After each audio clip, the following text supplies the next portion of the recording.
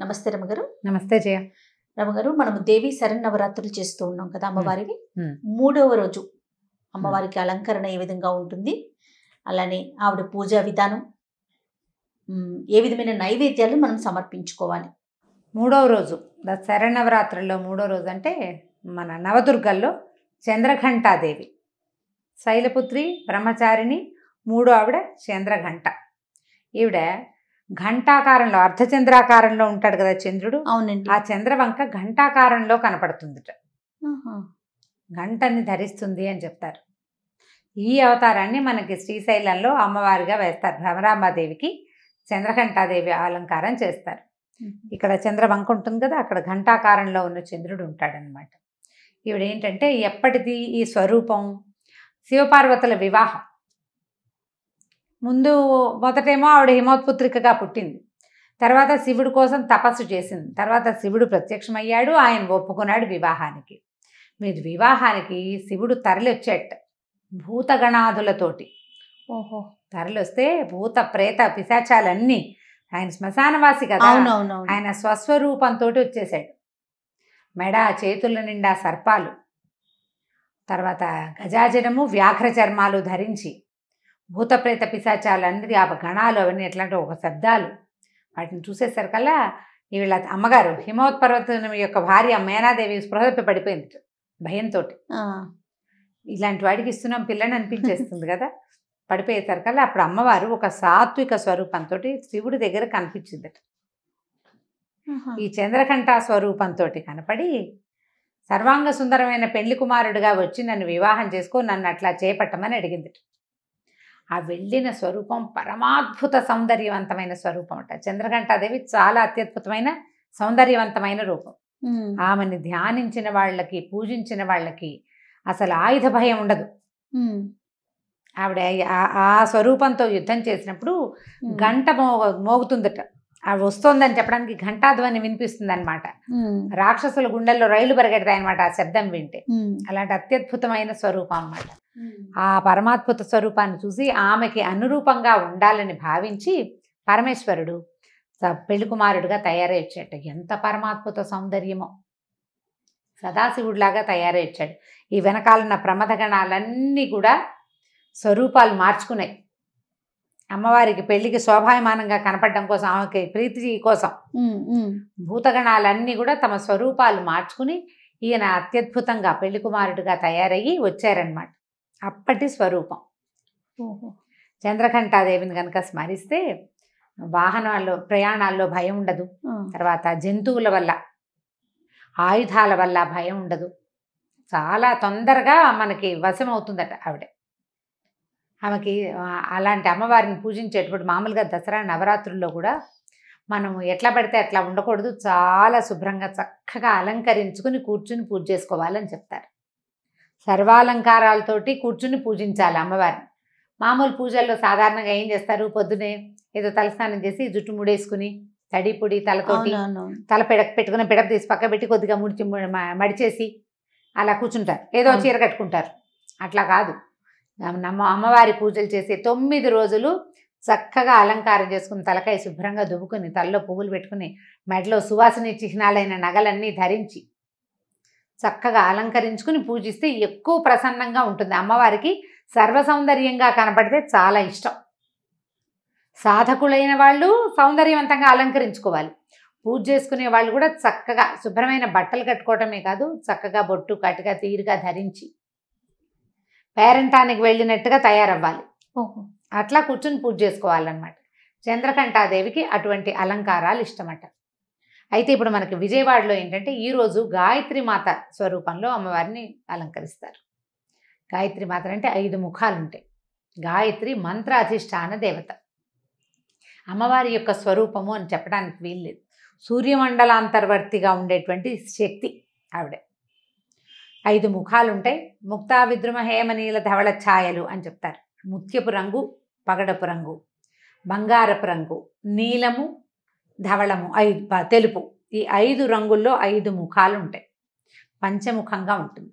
ఈ గాయత్రి యొక్క మంత్రం 24 అక్షరాలు ఉంటాయి. ప్రతి అక్షరానికి ఒక్కొక్క దేవత ఉంటారట. 24 మంది దేవతల యొక్క శక్తి ఈ మన గాయత్రి యొక్క మంత్రం. సాధారణంగా చెప్తారు, నా గాయత్రి పరో మంత్ర నమ అతుః పరదైవతం అని. గాయత్రిని మించిన మంత్రమే లేదు, అమ్మని మించిన దైవం లేదు.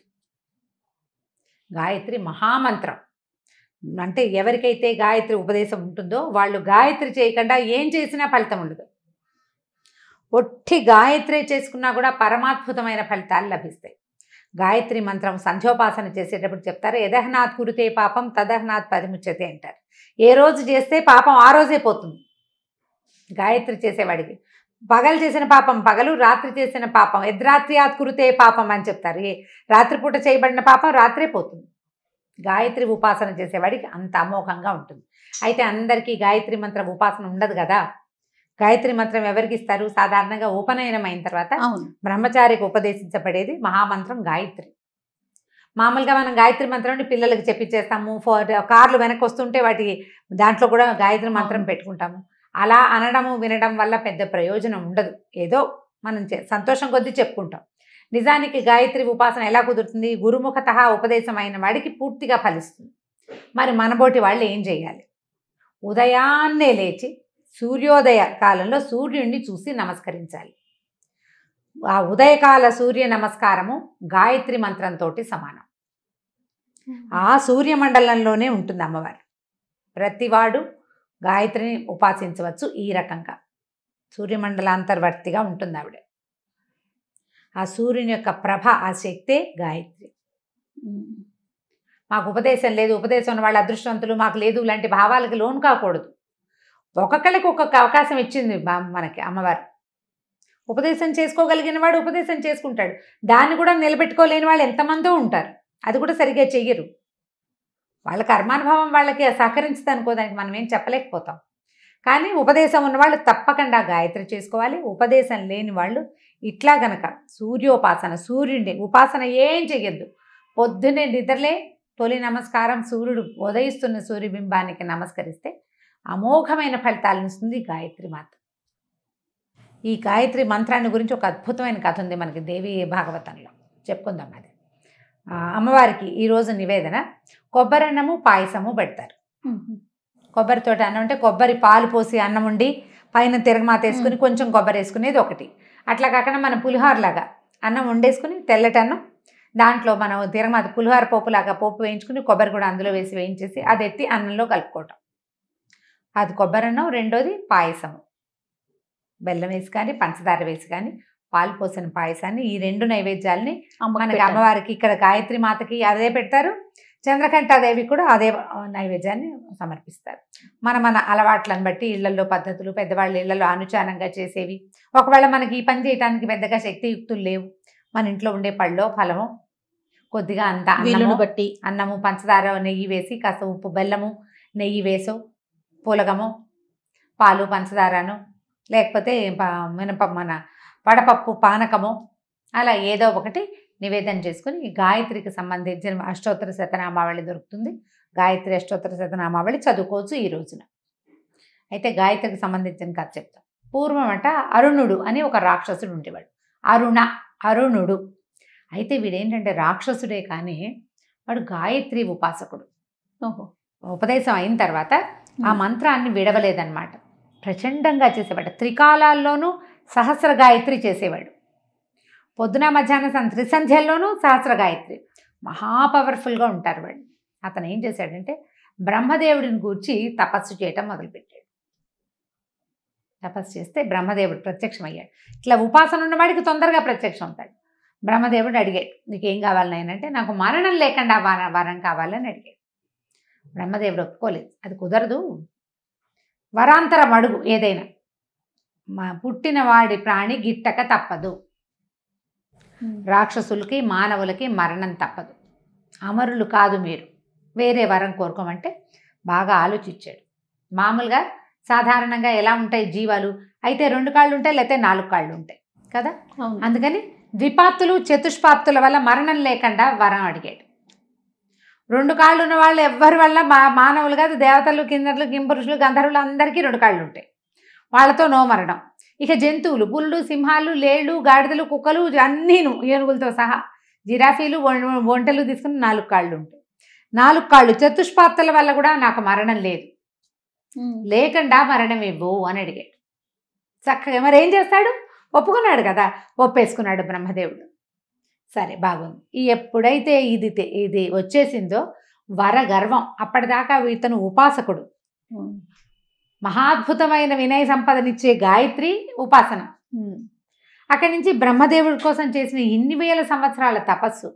సాధారణంగా ఏంటంటే ఎవరికైనా కూడా ఇక్కడ మనమే ఉన్నాము అన్న భావన రాగానే వాళ్ళు ఇంకా ఆగలేకపోతారు. అవును అవును. వరగర్వం అప్పటికి ఇప్పటికీ అదే ఉంది జయ, ఏం మార్పు లేదు. అవును రమ్మగారు. మనం పైకి వెళ్ళాము అని అనంగా అనుకోగానే వీడి కొమ్ములు వచ్చేస్తాయి. అందులో మనుషులు రాక్షసులు ఎవ్వరూ అతీతులు కాదు ఆ భావాలకి.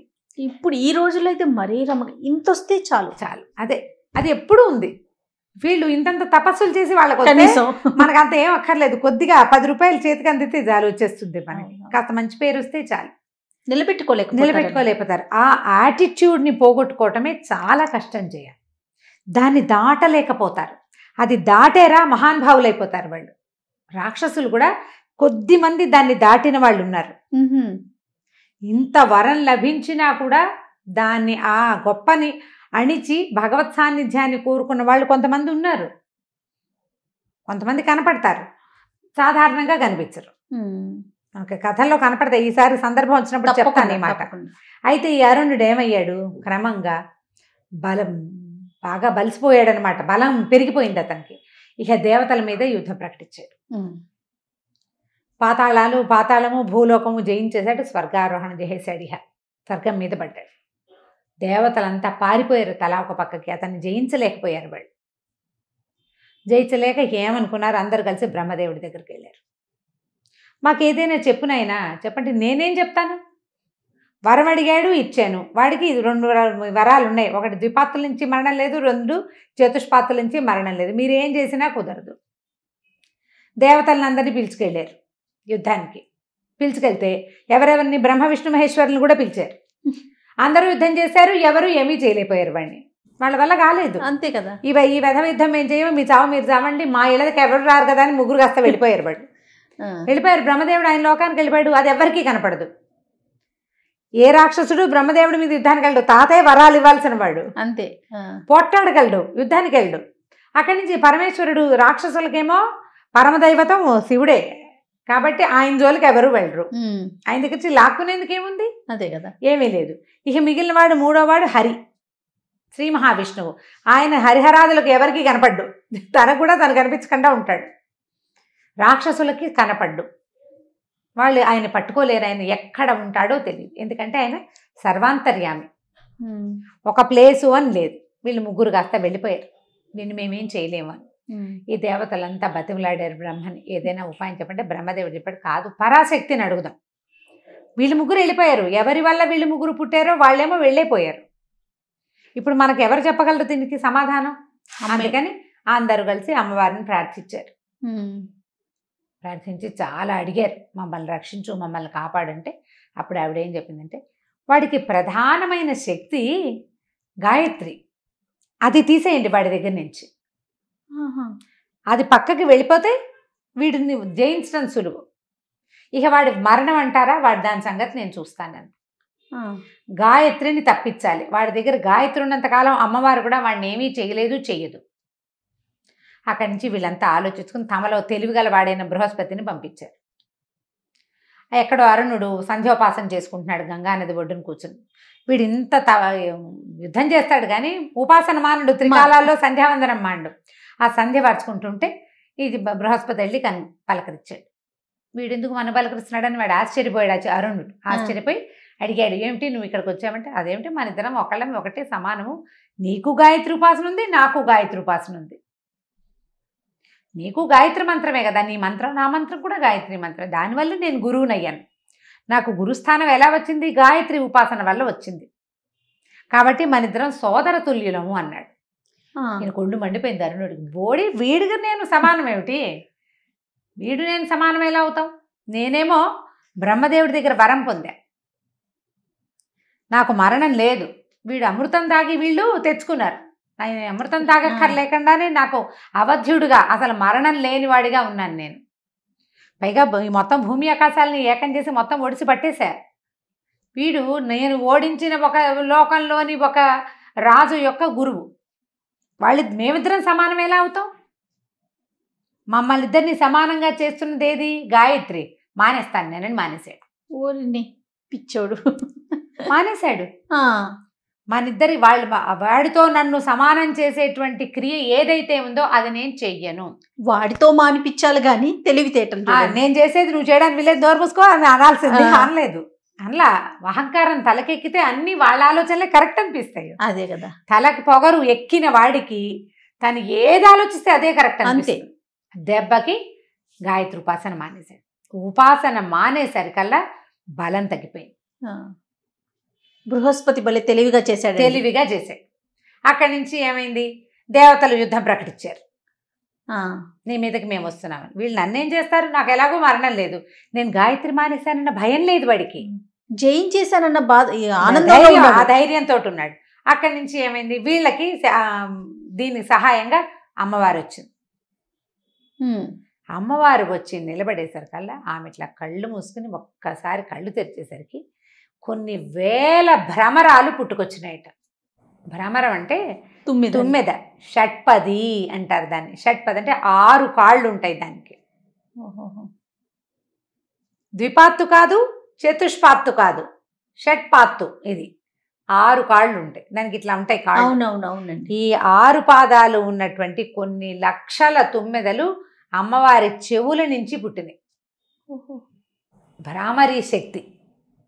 ఆ ఒక్కసారి ఆ తుమ్మెదలన్నీ కలిసి ఈ వీడి మీద పడిపోయింది. ఈ మొత్తం సైన్యంలో ఉన్న వాళ్ళందరినీ నెత్తురు పీల్చేసినాయి అవి. అతనికి సంధ్యోపాసన ఉండుంటే అతని దగ్గరికి వెళ్ళేవి కాదు. అది ఎందుకంటే సంధ్య ఉపాసన చేసేటప్పుడు అంటారు. ఓం అనుకుని చూడండి నోట్లో. అవునవును. అనుకోగానే మనకి లోపలంతా తిమ్మిరి ఈ చెవుల్లో వినపడుతుంటుంది, బ్రెయిన్లోకి వెళ్ళిపోయింది. ఓంకారము భ్రామరీ నాదం. భ్రమర నాదం ఎలా ఉంటుందంటే, ఓంకార నాదం మన లోపల భాగాల్లో ఏ వినపడుతుంది అని వినిపిస్తే ఆ శబ్దం భ్రమరనాదం. ఈ వీటిని జయించగలిగే నాదం అతనిలో ఉంది. దాన్ని చెడగొట్టేసుకున్నాడు. దాంతో ఇవన్నీ వెళ్ళి అతని మీద పడ్డాయి. ఒక్క దెబ్బకి మొత్తం సైన్యం అంతా తల్లకిందులైపోయింది. అతను ఈ చతుష్పాత్తుల కాదు, ఈ షట్పాత్తుల యొక్క దాడికి మరణించాడు. అతను కోరుకున్నాడు అంతే. ఆ కోరుకున్న మరణంతో అప్పటి నుంచి అమ్మవారికి భ్రామరిగా పేరు పడింది. ఆమె యొక్క రూపమే భ్రమరాంబ. మనకి లోపల నాదించేటువంటి శక్తి. మనం ఊపిరి తీసుకుంటాం, కళ్ళు మూసుకుని ఊపిరిని లయబద్ధంగా ఊపిరి తీస్తుంటే లోపల ఒక శబ్దం వస్తుంది సన్నటి. ఆ శబ్దమే భ్రమరనాదం. అప్పటి నుంచి ఆ అమ్మవారిని భ్రామరిగా తెలుసుకున్నారు ప్రజలు. ఆమె దగ్గర ఇలాంటి శక్తులు ఉన్నాయి. ఈ శక్తితోటి వాడిని సంహరించింది. దేవదానవులంతా దేవదుందుభులు మొగిన దేవతలంతా పుష్పవృష్టి కురిపించారు. అమ్మవారు మణిద్వీపానికి తిరిగి వెళ్ళిపోయింది. ఎంతటి వాడైనా సరే ఈ ఆద్యశక్తికి లోబడవలసిందే. ఎంత తలకిందులైనా నువ్వు ఏం చేసినా ఎక్కడో ఒక చోట నువ్వు ఆ శక్తికి దొరికిపోతావు. అది తప్పదు. ఇంత తపస్సు చేసినా చివరికి వాడు మూర్ఖత్వంతో. ఇది కూడా మనకి దేవి భాగవతంలోనే చెప్పబడింది. ఇది ఒక కథ. ఎంత అద్భుతంగా ఉందో రమ్మగారు. అంటే వినే కొద్దీ వెళ్ళే కొద్దీ చూసారా కొత్త కొత్త విషయాలు, ఎన్ని ఆధ్యాత్మిక ప్రతి అంశము ఒక కథే కదా రమ్మగారు. మనం మాట్లాడుకుంటూ గనక వెళ్తే ప్రతి ఘట్టంలో తెలుసుకోవాల్సిన విషయాలు ఒక కథ. అందులో మళ్ళీ మనం నేర్చుకోవాల్సిన విషయం. అవునండి, నేర్చుకోవాల్సిన విషయం చాలా ఉంటాయి. నమస్తే జయ.